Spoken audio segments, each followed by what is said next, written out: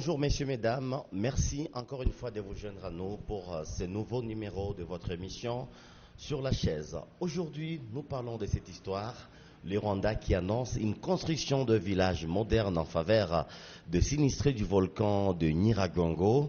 Et aujourd'hui, pour en parler, nous recevons un cadre de la société civile de la province du Nord Kivu, placé dans Zilamba, à qui nous disons merci de répondre à notre invitation sur la chaise. Merci, c'est à moi de vous remercier pour avoir porté votre dévolu sur moi.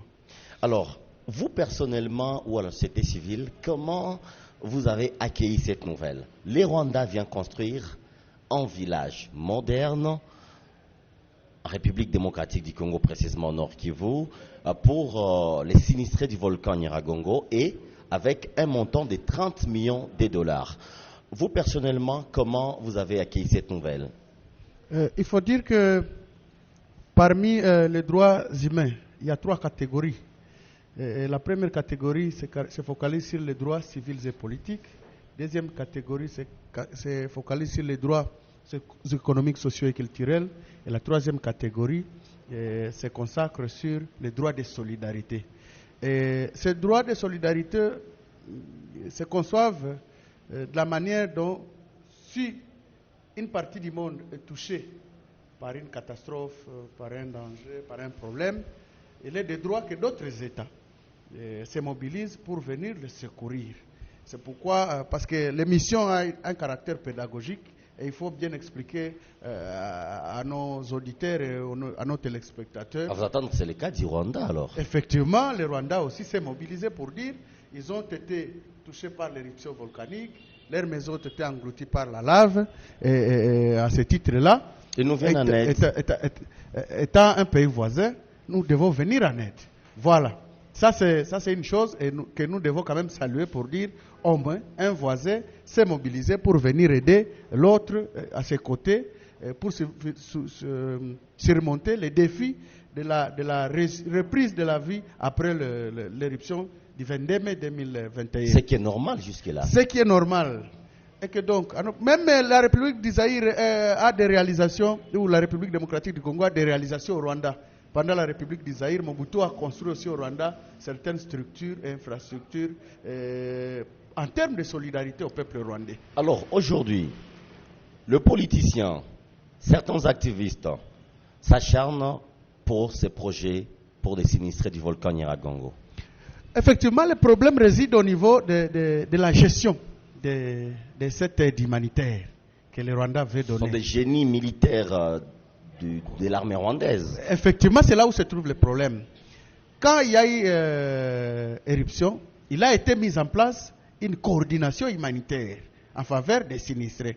Et il revenait à cette coordination humanitaire de pouvoir rassembler tous les dons et l'appui du gouvernement et des particuliers et faire une sorte de collecte. Et après collecte, il devait avoir maintenant la distribution.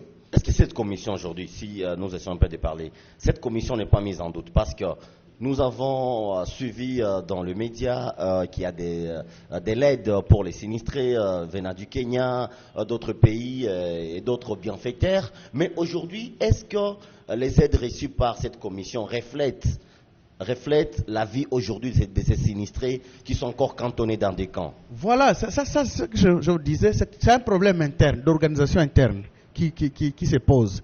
C'est quoi? C'est que tout celui qui devait venir avec un appui quelconque devait verser cet appui dans un panier qui devait être prévu par cette coordination. Et à l'issue de la collecte, on devait maintenant planifier la distribution, comme je le disais. Mais le problème qui s'observe sur le terrain, la commission existe, la coordination humanitaire existe, mais avec quelle architecture d'abord, mais aussi avec quelle réalisation sur le terrain, avec quelle crédibilité sur le terrain. C'est ça le plus grand problème.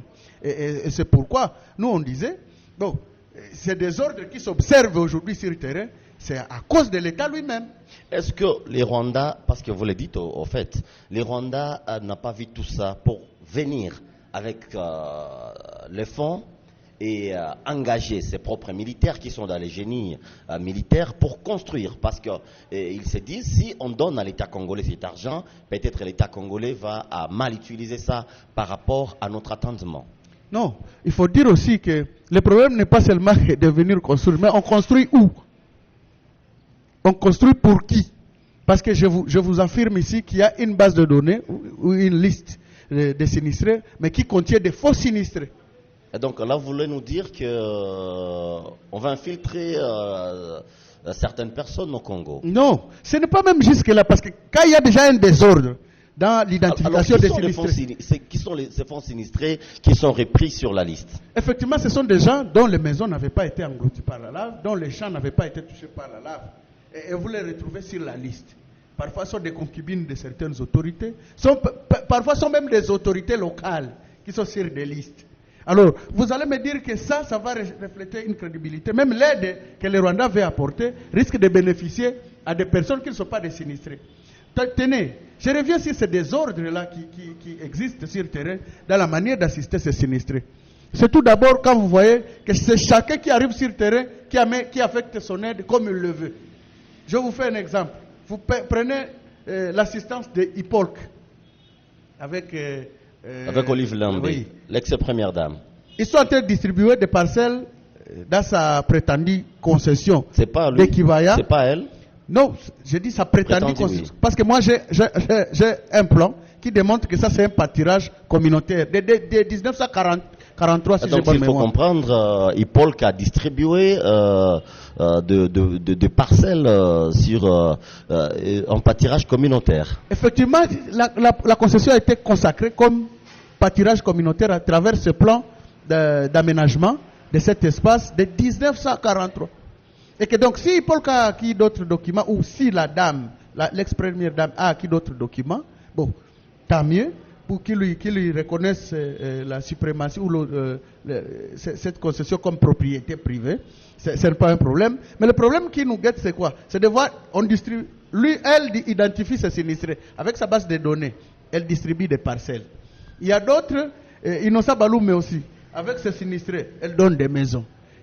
L'autre arrive avec son aide, il distribue comme il veut. Parlons un peu de la situation du Rwanda. L'État aussi, l'État congolais aussi sur le lieu, avec 700 abris provisoires qui avaient été d'ailleurs à un moment emportés par la pluie et puis réhabilités en bâche, lui aussi avec des sinistrés. Alors on se demande comment il faut apprécier cet appui. Parce que donc, chacun prend ses sinistrés. Et le Rwanda aussi va arriver avec aussi avec ses sinistrés. Alors, parce qu'il y a un désordre sur le terrain. Vous pensez si les gens s'acharnent aujourd'hui, c'est parce qu'il y a de faux sinistrés qui seront placés dans ces villages modernes qui seront construits par les Rwandais? Non. Les gens s'acharnent parce qu'ils savent notre administration. Ils savent ce qui se passe sur le terrain depuis des années avec le Rwanda. Ça, il faut. Les faits historiques sont là frais.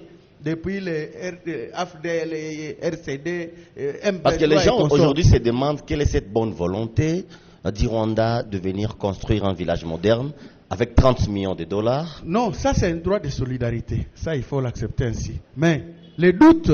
Quels sont ces doutes jusque-là, Placide Nzilamba? Quoi? Les doutes. Les doutes, c'est de dire, nous avons connu de très mauvaises relations, nous avons connu des tensions entre les deux États, nos deux États.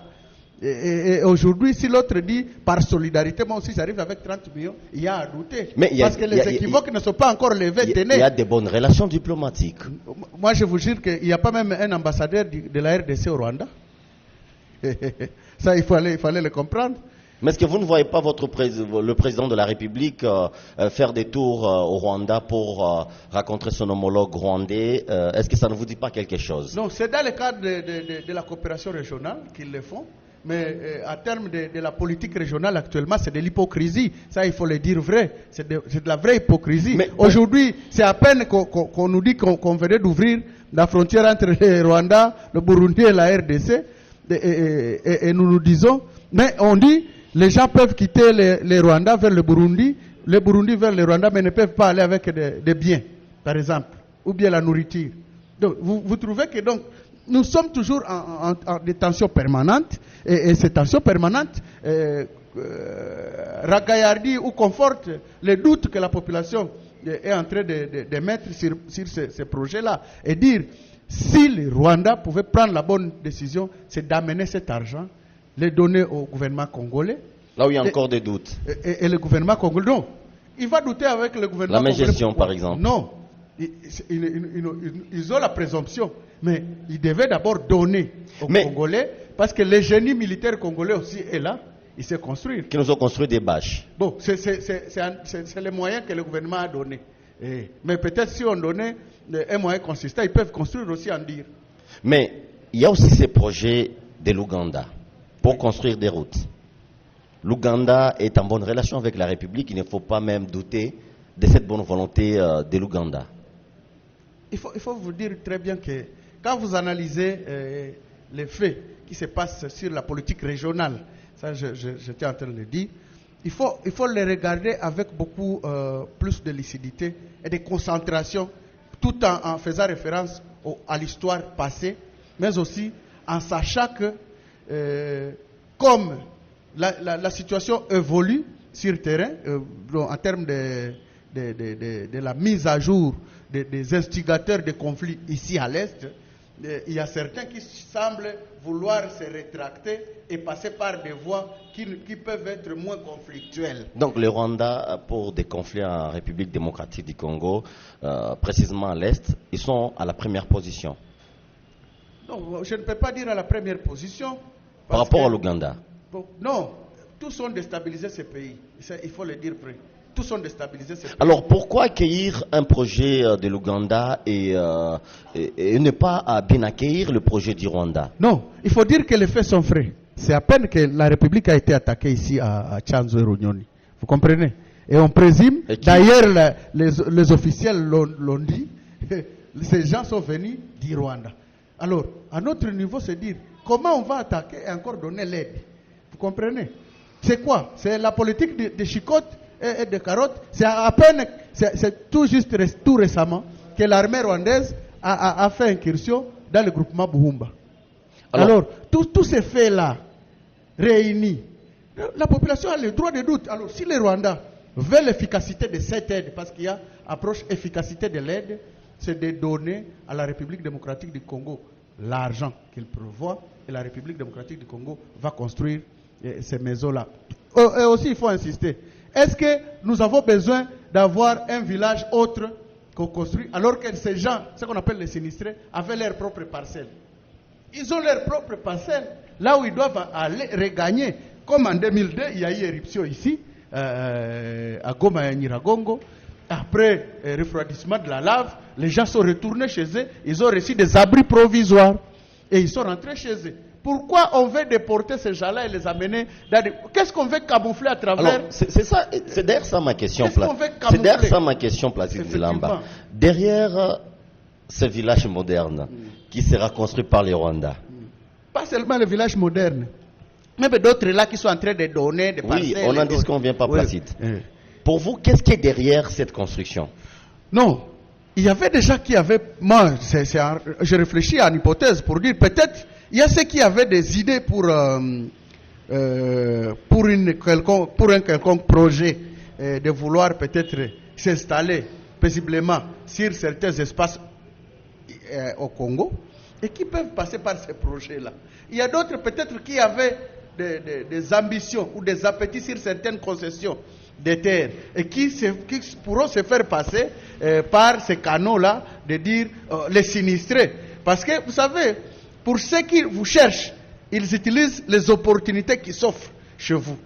Et c'est comme ça que nous sommes en train de l'analyser. Et c'est pourquoi les opportunités aujourd'hui, c'est le manque de logis pour les sinistrés. C'est ça l'opportunité pour avoir part à une concession telle part ou à vouloir passer une politique quelconque au sein de la République démocratique du Congo dans sa partie orientale. Et que donc nos autorités devaient être en alerte pour dire qu'est-ce qu'on accepte et qu'est-ce qu'on refuse. Merci. On devait contrôler. Merci. Effectivement, c'est ce qui nous manque. Merci Placide Zilamba. Face à nos caméras. Alors, vous pensez pourquoi nos autorités sont si silencieuses pour ces projets? Au fait, nous avons des autorités nouvellement nommées qui ne maîtrisent pas les dynamiques des conflits dans la région et qui pensent que tout se fait de la bonne foi. Et ça, c'est le plus grand problème. Tout ce projet, vous dites de l'Ouganda avec des routes et consorts. Non, Il faut bien analyser quand on te donne aussi, il ne faut pas seulement avoir l'esprit d'aller dire oui, merci, je reçois. Non, il faut analyser qu'est-ce qui pourrait être derrière ça. Parce que des cadeaux souvent font des dégâts après la réception. Ça, il faut le dire ainsi. Plusieurs personnes qui se sont précipitées devant les cadeaux et se sont vues ces cadeaux-là les emporter. Et que donc, nous aussi, nous devons analyser quelle est de prendre, quelle est de laisser. Alors aujourd'hui, si le gouvernement reste silencieux, le projet est maintenu, est-ce que la société civile va laisser passer ces projets? Parce que vous émettez déjà des doutes. Effectivement, tous ces projets devaient passer par les structures habilitées de l'État congolais. Même s'il n'appartient pas à un voisin de dire que non, tu gères ta maison très mal. Même si je suis en souffrance, je gère quand même ma maison. Donc, vous devez d'abord donner tout ce que vous amenez à moi.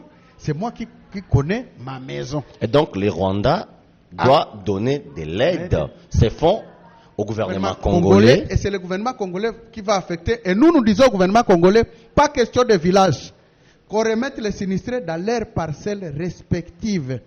Parce qu'à travers la liste des sinistrés, il y a des gens qui sont venus s'infiltrer dans ces. Donc il faut construire sur le même terrain. Si le même terrain, on les amène chez eux et on les identifie dans leurs propres parcelles, dans leurs propres champs qui ont été emportés par la lave. C'est ce que nous, on a besoin. Au lieu de nous brandir des effectifs et des statistiques qui ne reflètent pas la réalité sur le terrain. Et que donc, les Rwandais, nous acceptons l'aide, mais que l'aide soit versée au gouvernement congolais, dans les institutions habilitées, qui vont devoir construire pour ces sinistrés dans leurs parcelles qui ont été emportées par la lave. Et non commencer à déporter les gens pour aller créer d'autres situations. Là où on veut amener ces villages-là, pensez-vous qu'il n'y a pas de champs de paisible population? Et donc la construction de ces villages modernes par des génies militaires de l'armée rwandaise est une mauvaise idée, selon vous? Effectivement, c'est une mauvaise idée. Très mauvaise idée. L'armée congolaise elle-même a une génie. Vous comprenez? Efficace. Effectivement, une génie aussi. C'est une génie militaire efficace. Des noms ou bien... Non, c'est une génie militaire, je vous dis, qui est capable de faire. Cette génie militaire a été à Yumbi. Elle a fait ce qu'elle a fait, des maisons. Elle a construit des maisons. On a vu. Et que donc c'est une génie militaire. La génie militaire peut être appuyée par nos ingénieurs et d'autres maçons et consorts. Donc, ce ne sont pas des ressources qui manquent au Congo. D'ailleurs, moi, je pense que le Congo a trop de techniciens en construction que les Rwandais. Et que donc, à notre niveau, c'est dire, il ne faut pas beaucoup polémiquer autour de cette aide, mais plus, il faut l'orienter. Les Rwandais ont la bonne foi de nous aider. C'est un droit de solidarité, nous le méritons, mais que cette aide passe par les structures habilitées de la République démocratique du Congo, qui vont construire, pas dans un village moderne, mais chez les sinistrés, là où ils étaient. Et l'autre partie de l'aide pouvait être affectée aux sinistrés, par exemple, qui étaient locataires sur cet espace-là, pour leur dire, nous vous donnons un peu d'argent pour aller payer d'autres maisons et d'autres fonds de survie, allez vous débrouiller. Ceux qui avaient des maisons, on construit pour eux. C'est simple. Pourquoi on veut toujours mettre du flou pour pouvoir faire passer des politiques qui ne vont pas nous aider encore à asseoir la paix et la sécurité chez nous? Là, je crois que c'est de notre responsabilité. C'est de la responsabilité du gouvernement congolais, qui d'abord, lui-même aussi, a brillé par un flou, parce que vous savez que si le Premier ministre, étant ici à Goma, a affirmé que le gouvernement congolais avait déjà disponibilisé 8 millions de dollars pour répondre à cette crise liée à l'éruption volcanique. Et qu'il avait même affirmé que le gouvernement avait déjà en liquide 4 millions pour déjà soutenir... ce qui n'a jamais été fait jusque-là. Ce qui est invisible sur le terrain. Mais nous disons, tout ça, ce sont les faiblesses de l'organisation interne, mais qui ne doivent pas être brandis. Servir de béquilles pour certains qui veulent passer d'autres politiques. Parce que un voisin ne peut pas connaître notre maison plus que nous-mêmes. Merci Platine Zilamba. Le plaisir était pour nous de vous recevoir sur la chaise. Et c'est à moi de vous remercier. Mesdames et messieurs, nous sommes arrivés à la fin de cette émission. Merci de partager nos vidéos. Merci d'aimer et surtout merci de vous abonner. On se retrouve à la prochaine pour un autre numéro. Portez-vous bien.